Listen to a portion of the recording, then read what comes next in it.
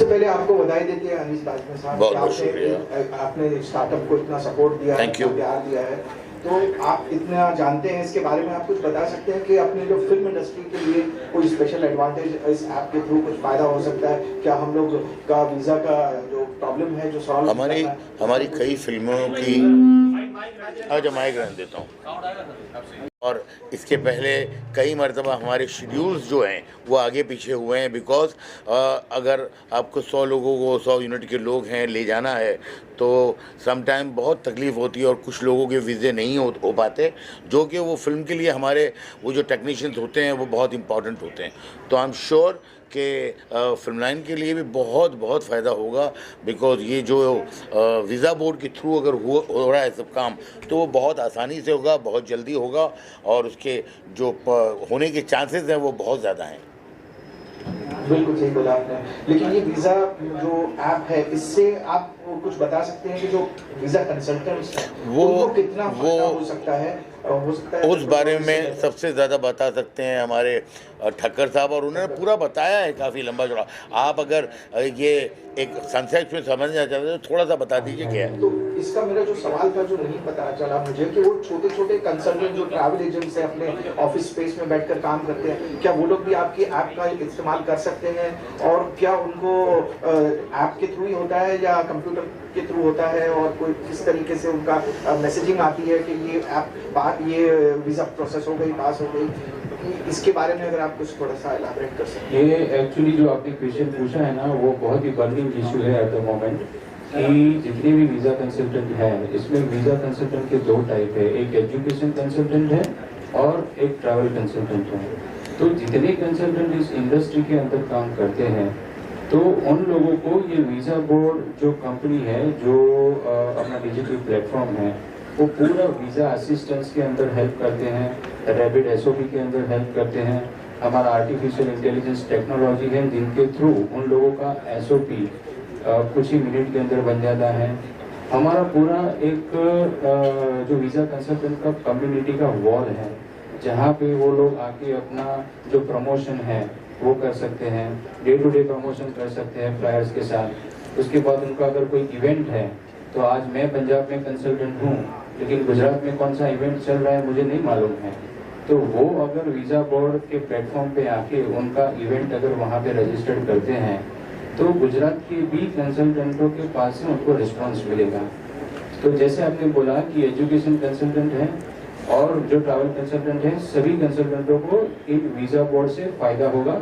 हमारा पोर्टल भी है और मोबाइल ऐप भी है, दोनों है।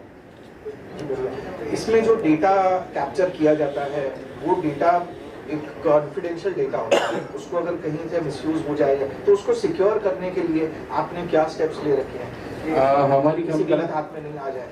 हाँ जी, वो जो हमारी कंपनी है जो visa board, we are the ISO certified company, so we are abiding all the rules and regulations of the Indian government and we have all those registration certificate which are required for the data accuracy. Very good question.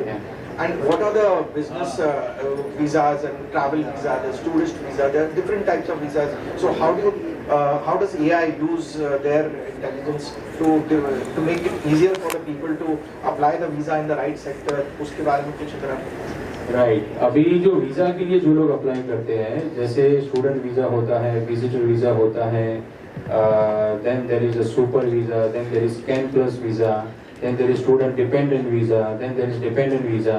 तो ये जो सारी categories हैं जो कि हमारे visa board portal के ऊपर अवेलेबल है जिनके अंदर हम असिस्टेंस दे रहे हैं और with the help of technology they will be able to seamless their entire process.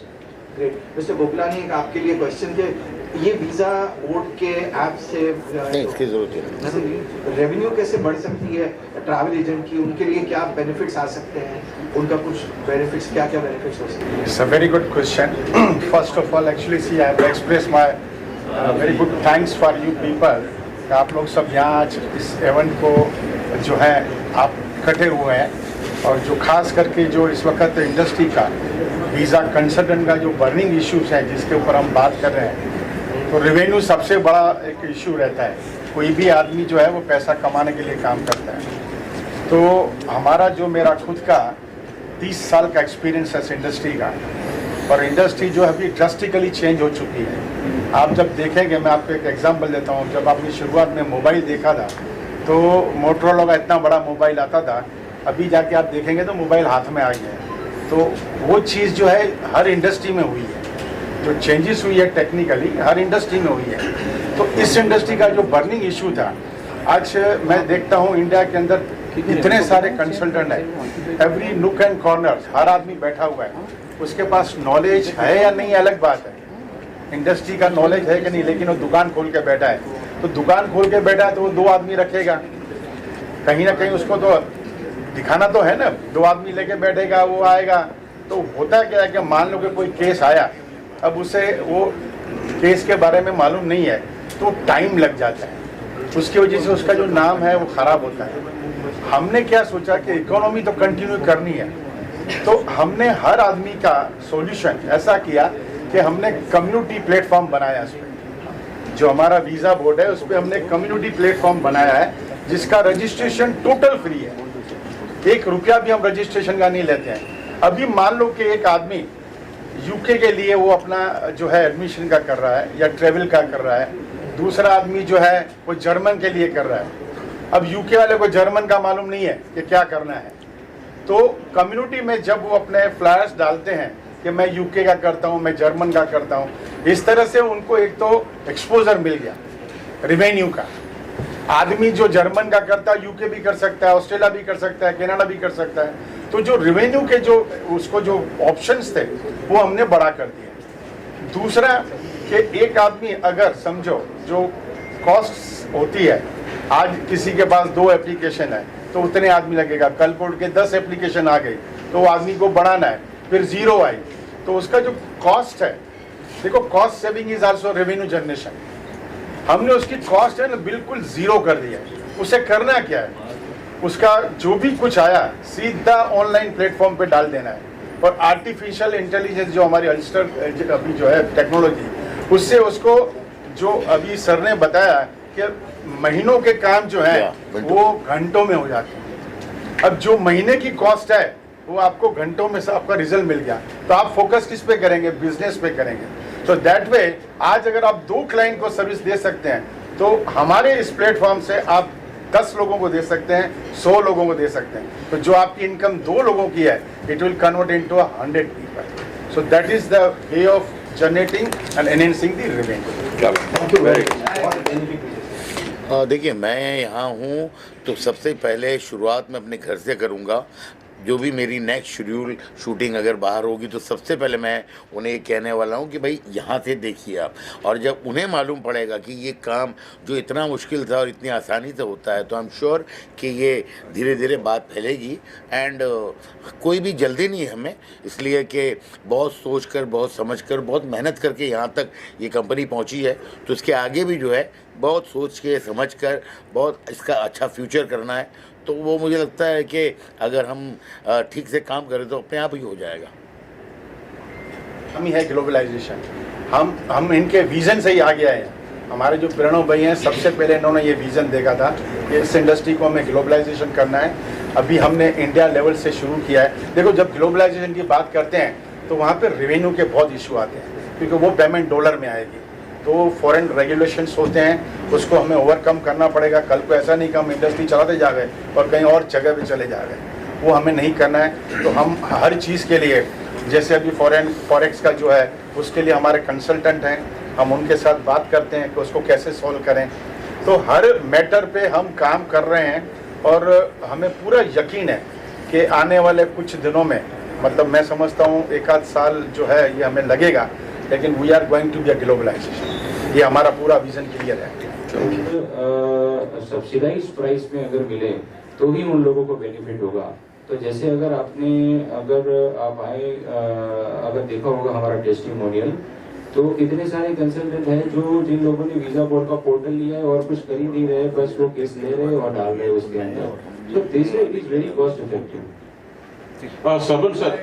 सबल, मैं ये जानना चाहता, आपने वीजा बोर्ड के बारे में सुना, समझा, कितना कारगर है? अगर आप एक ग्राहक हैं, कितना कारगर आपको लगता है कि ये है? मैंने जैसे पहले कहा, मैं विजन बोर्ड, अनीस भाई, इन सब के सपोर्ट में आया हूँ। मेरी इन्फॉर्मेशन और नॉलेज इस ऐप को लेकर लिमिटेड है, बट ज़ाहिर है सभी बातें कर रहे हैं तो बहुत ही एक विजनरी थॉट है और बहुत हेल्प करेगा सारे कंसल्टेंट्स और even the mainly the consumers. So yes, journey was from a very different background. It was from the academics. I'm an engineer in MBA, and after that I switched into this film industry as a singer, as an actor, and it has been absolutely wonderful and exciting because this was what I wanted to do since long, since ever. But that was always going on, like not in a very professional manner, but with your studies it was a secondary thing that we used to do, and it was very, very challenging. So challenging hota hi hai when you're from a background where it's full of, you know, doctors and engineers and IAS officers, and suddenly why the hell do you want to go into a film line or something? Silence in the background, please.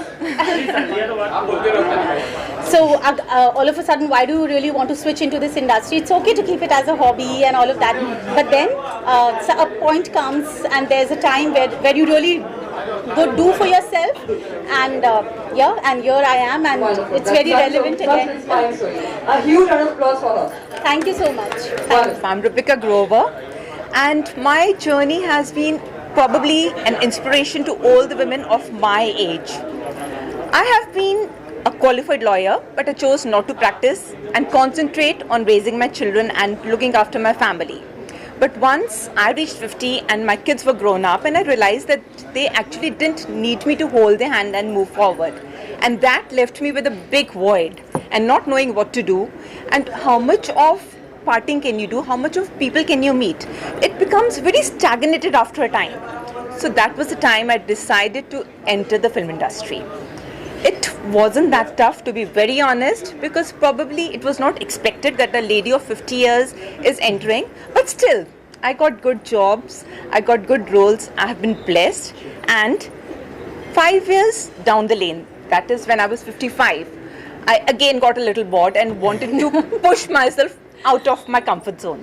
That is when I entered a beauty pageant and became the eldest contestant and the eldest winner. Today I am Mrs. India 1 in a million, crowned, setting a world record at 55. Wow. Amazing. Super. That's such an inspiring story. She has the world record of being the eldest. She doesn't look her age though. The eldest Mrs. India we have ever had. Thank you so much for your contribution, ma'am. That is such an inspiring story for all of us. Thank you. And now you, ma'am, please. Hi, this is Astha Raval.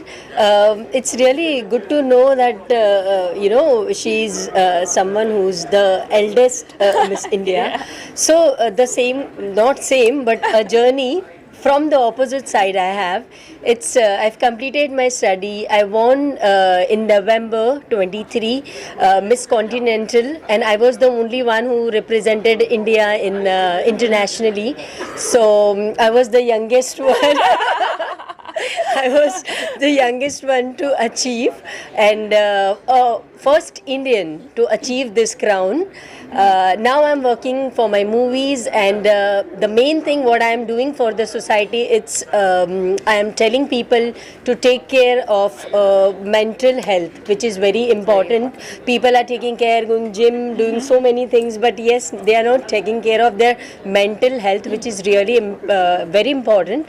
So yes, I am working on the awareness of mental health. Wonderful. That's very noble, ma'am. Thank you so much. Thanks. And now you, ma'am, please. Hi, this is Nikita Raval, and I'm an actor from last 10 years. I've done a movie called Garam Masala, Black and White, Hero the Abhimanyu, and my other movies coming also with Ashad Warsi in next 15 days. Also have done a 10-15 videos also at 2-3 South movies. For a society, the question me is, I have adopted 60 HIV positive kids. I have a foundation, a name called Asta Foundation, where I take care of like 376 family, and I go every time to them. I just give them whatever I can do, like food, medicines and other things. So my bit I do for the society, and yes, I'm working very happily in film industry. Thank you. That's such a wonderful story, ma'am. Thank you so much for doing that for the society. Thank you. And you, ma'am. Hi, I am Neha Singh. coming from Delhi. First of all, many congratulate to Visa Board. Many congratulations to Visa Board और and entire team. आप लोगों ने invite किया, thank you so much.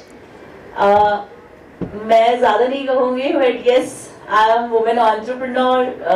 I have my OTT platform, which name is Freizeit Media. It names derives from German, that means Free Time India. But short name is FZ Films, which is available on App Store, Play Store, browsing also, and now we are going to launch our TV app with a Jio. So I am director and producer also. हमने अपना पहला film धौसिया बनाया जो MX पे stream रहा और more than 1 lakh users ने देखा.